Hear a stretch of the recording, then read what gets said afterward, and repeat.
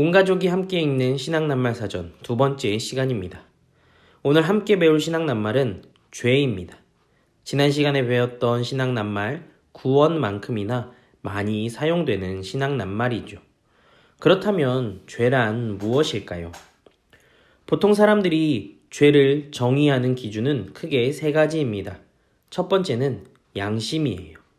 이 양심은 누구에게나 있는 것으로 어떤 행동에 대하여 옳고 그름을 구별해주는 마음을 말해요. 두 번째는 다수의 의견이에요. 어떤 행동을 보고 그것을 좋다고 여기는 사람보다 나쁘다고 생각하는 사람의 수가 더 많은 경우에 그것을 죄라고 말해요. 세 번째는 법과 규칙이에요. 사람들이 양심과 다수의 의견에 따라 어떤 행동에 대하여서 그것을 죄라고 하기로 약속을 해요. 그리고 그 약속을 어길 경우에는 벌을 받게 되어요. 그런데 문제는 이런 기준들이 다 변한다는 거예요. 시간이 지나고 상황이 바뀌면서 새로운 법이 생기기도 하고 예전에는 다수가 나쁘다고 말했던 일에 대해서도 이제는 괜찮다고 말하기도 해요. 더 심각한 것은 사람의 양심이 변한다는 거예요. 작은 규칙이라도 한 번, 두 번 어기다 보면 양심이 무뎌지게 되죠. 그리고 이 양심이 얼마나 불공평한지 자기에게는 관대하면서 남에게는 상당히 까다롭게 굴기도 해요. 이처럼 시간이 지나고 상황이 바뀔 때마다 달라지는 기준이라면 그것은 제대로 된 기준이라고 할 수가 없어요. 그렇다면 시간이 지나고 상황이 바뀌어도 변하지 않는 유일한 기준은 무엇일까요? 그것은 바로 하나님의 말씀이에요. 죄를 정의하는 기준은 오직 하나님의 말씀이어야 해요. 성경은 하나님의 말씀을 어기는 것이 죄라고 말해요. 뿐만 아니라 성경은 하나님의 말씀을 순종함에 부족한 것까지도 죄라고 말할 정도로 죄를 판단하는 기준이 매우 엄격해요. 아무리 자기의 양심에 옳은 일을 선택하고 다수의 의견을 따라 행동하고 그리고 법과 규칙을 다 지켰어도 그것이 하나님의 말씀을 어기는 것이거나 순종함에 부족한 것이라면 성경은 그것을 단호하게 죄라고 말해요. 우리는 하나님의 말씀을 기준으로 죄가 무엇인지를 알아야 하고 또 우리의 생각과 말과 행동으로서 하나님의 말씀을 힘써 지켜야 해요. 그렇다면 부모가 아이들에게 죄에 대해서 말해줄 때 무엇이 가장 중요할까요?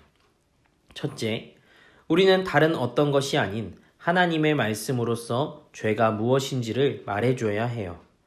하나님께서 하라고 하신 일을 하지 않고 또 하지 말라고 하신 일을 하는 행동이 죄라고 알려주어야 해요. 그리고 하나님께서 창조하시고 정하신 일에 반대되는 행동을 하는 것이 죄라고 알려주어야 해요. 둘째, 죄를 멀리하고 피해야 한다는 것을 아이들에게 말해줘야 해요. 죄는 언제나 우리를 하나님과 멀어지게 만들고 하나님의 말씀을 어기도록 우리를 속이고 유혹해요.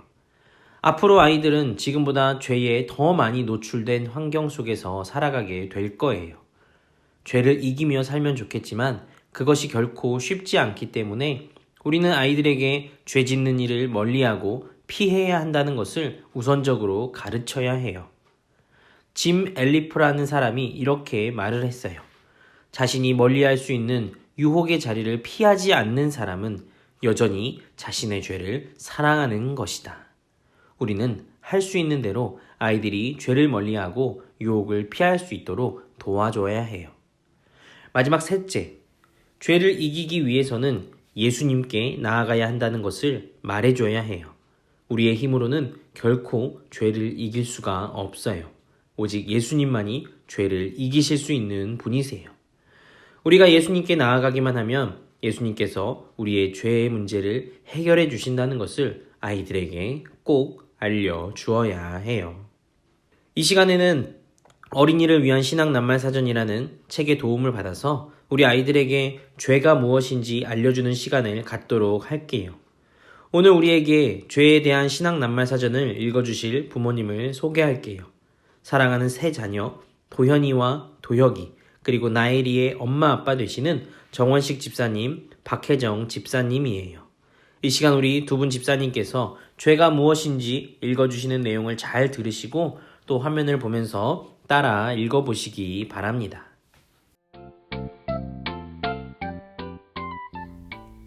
엄마, 아빠, 죄가 뭐예요? 죄는 나를 낳아주신 엄마 아빠를 모른 채 하고 모르는 사람을 따라다니면서 엄마, 아빠 하고 부르는 것과 같아요. 죄는 사랑하는 엄마 아빠가 내 이름을 부를 때 듣지 않는 것처럼 하나님 말씀을 듣지 않고 내 마음대로 고집을 피우는 거예요. 죄는 마음이 구부러지고 뒤틀려서 사람에게 흥, 쳇 하고 등을 돌리거나 하나님이 만드신 자연과 동물을 함부로 대하는 거예요. 죄는 나만 생각하는 거예요. 언제나 나 혼자만 더 좋은 것을 차지하고 싶어하는 마음이에요. 죄는 아주 힘이 세고 끈질겨서 내 마음의 욕심을 부추겨요. 내 힘으로는 이기기 어려워요. 그래서 죄를 물리치신 예수님의 도움을 받아야 해요. 죄는 물로 씻어낼 수 없어요. 죄는 마음에 있기 때문에 잘못했어요 라고 말씀드리고 다시 그 잘못을 하지 않아야 해요. 죄는 꼭 용서받음으로 해결해야 해요. 그렇지 않으면 잘못한 것에 대한 벌이 있어요. 자, 어떠셨나요? 아이들의 언어와 생활 속 상황을 활용하여 죄에 대해서 말해주면 우리 아이들이 훨씬 더 쉽게 죄가 무엇인지 이해할 수 있을 거예요. 이제는 우리 부모님들이 실천하실 차례예요. 첫째, 오늘 배운 내용을 꼭 한번 아이들에게 말해보세요. 아이와 함께 등원할 때, 하원할 때 말해보시고, 목욕할 때도 말해보시고, 잠들기 전에도 말해보세요. 특히 아이들이 어떤 잘못을 해서 혼이 났을 때 아이를 품에 꼭 안고 한번 말해보세요. 아마 아이들도 충분히 죄에 대해서 이해할 수 있을 거예요. 둘째, 실제 아이들의 생활 속 상황 속에서 죄를 설명할 수 있는 새로운 예시를 함께 찾아보세요. 예를 들면, 죄는 친구들과 함께 지키기로 한 약속을 내 마음대로 깨뜨리는 거예요. 이런 식으로 우리 아이들이 생활 속에서 죄의 의미를 이해할 수 있다면 참 좋을 것 같아요. 새로운 예시를 찾으시는 분들은 유튜브 영상에 댓글을 달아주시면 확인하고 작은 선물을 보내드리도록 하겠습니다. 마지막 셋째, 가장 중요한 일은 바로 우리 아이들을 위해 기도하는 거예요. 이 신앙 낱말 사전을 함께 읽으면서 아이의 마음과 생각 속에 죄라는 신앙 낱말이 바르게 새겨질 수 있도록 꼭 기도해 주세요. 하나님께서 우리 아이들의 마음 속에 죄를 멀리하고 피하고 싶은 마음이 생기도록 도와주실 거예요. 이것으로 온 가족이 함께 읽는 신앙 낱말 사전 두 번째 단어 죄 편을 마치겠습니다. 다음 영상에서 뵙겠습니다.